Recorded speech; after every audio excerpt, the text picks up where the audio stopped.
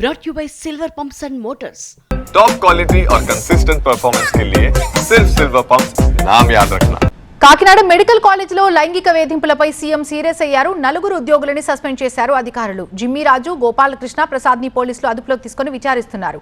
మరో ఉద్యోగి కళ్యాణ్ చక్రవర్తి పరారీలో ఉన్నట్టుగా తెలుస్తోంది. ఈ ఘటనపై మరోవైపు కాకినాడ మెడికల్ కాలేజ్ దగ్గర మహిళా సంఘాలు ఆందోళనకు దిగాయి. మహిళా సంఘాల డిమాండ్స్ ఏంటి, ఈ ఘటనపై అసలు వారు ఏమంటున్నారు, పూర్తి డీటెయిల్స్ మా ప్రతినిధి సత్య అందిస్తారు.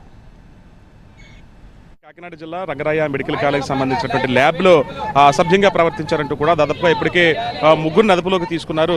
ప్రధాన ఎవరైతే ఆరోపణలు ఎదుర్కొంటున్నాడో వ్యక్తి పరారీలో ఉన్నట్టుగా తెలుస్తుంది. అయితే మహిళలకు రక్షణ కల్పించాలి, విద్యార్థులకు రక్షణ కల్పించాలంటూ కూడా ల్యాబ్ బయట ఆందోళన చేస్తున్నారు. సిఐటియు శ్రామిక మహిళా సమన్వయ కమిటీకి సంబంధించినటువంటి మహిళలందరూ కూడా చేరుకున్నారు. కాకినాడ ఏదైతే ఇక్కడ రంగరాయ మెడికల్కి సంబంధించిన ల్యాబ్లో బయట ఆందోళన చేస్తున్నారు. అంటే ఒక ప్రభుత్వ గుర్తింపు పొందినటువంటి రంగరాయ ప్రసిద్ధిగాంచిన మెడికల్ కాలేజీలో ఈ రకంగా జరుగుతుంటే ఆరోపణలు ఎదుర్కొన్న వ్యక్తి ఏ రకమైనటువంటి అసభ్యంగా ప్రవర్తించడానికి అది ఈ రోజు జరుగుతున్నది కాదండి. అది ఎప్పటి నుంచో జరుగుతుందా, ఏం బయటకు రావట్లేదు. గతంలో కూడా ఇటువంటివి జరిగినాయి, కానీ అవి బయటకు రానివ్వట్లేదు. ఎందుకంటే లోపల లైంగిక సుప్రీంకోర్టు గైడ్ లైన్స్ ప్రకారం వేయాల్సినటువంటి లైంగిక వేధింపుల వ్యతిరేక కమిటీలు లేవు. ఉన్నా వాళ్ళతోనే వేశారు. అవుటర్స్ ఎవరు అందులో లేరు. ఆ లేకపోవడం వల్ల అక్కడికక్కడ కామప్ చేసేస్తున్నారు.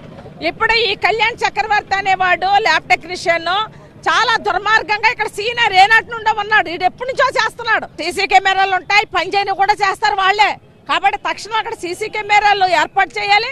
అలాగే పోలీసులు కూడా వేయాలి, అక్కడ రక్షణ కల్పించాలి. తెలిసినా కూడా ఇలాగ కొనసాగుతూ ఉన్నదే, కానీ ఈ రోజున బయటపడింది.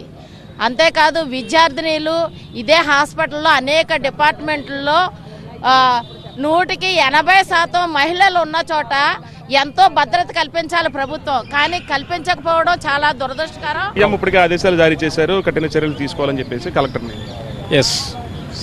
డిప్యూటీ సీఎం బాధ్యత తీసుకోవాలి, కలెక్టర్ గారు ఇటు చొరవ తీసుకుంటారని చెప్పి ఆశిస్తున్నాం.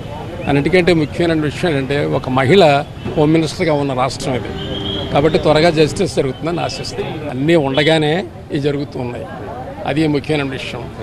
లోపల జరిగే విషయాలన్నీ బయటికి చెప్పుకోవడానికి మహిళలు సిద్ధపడరు. ఎవరో కొందరు సిద్ధపడినప్పుడు మనం వాళ్ళందరికీ మద్దతు ఇవ్వాలి. ప్రభుత్వం ఇలాంటివి చిన్న చూపు చూడకూడదు, కఠిన చర్యలు తీసుకోవాలి. సీసీ కెమెరాలన్నీ కూడా ఇలాంటి చోట్ల ఏర్పాటు చేయాలని కోరుతున్నారు. కెమెరా పర్సన్ రసూల్తో కలిసి సత్య TV9 కాకినాడ.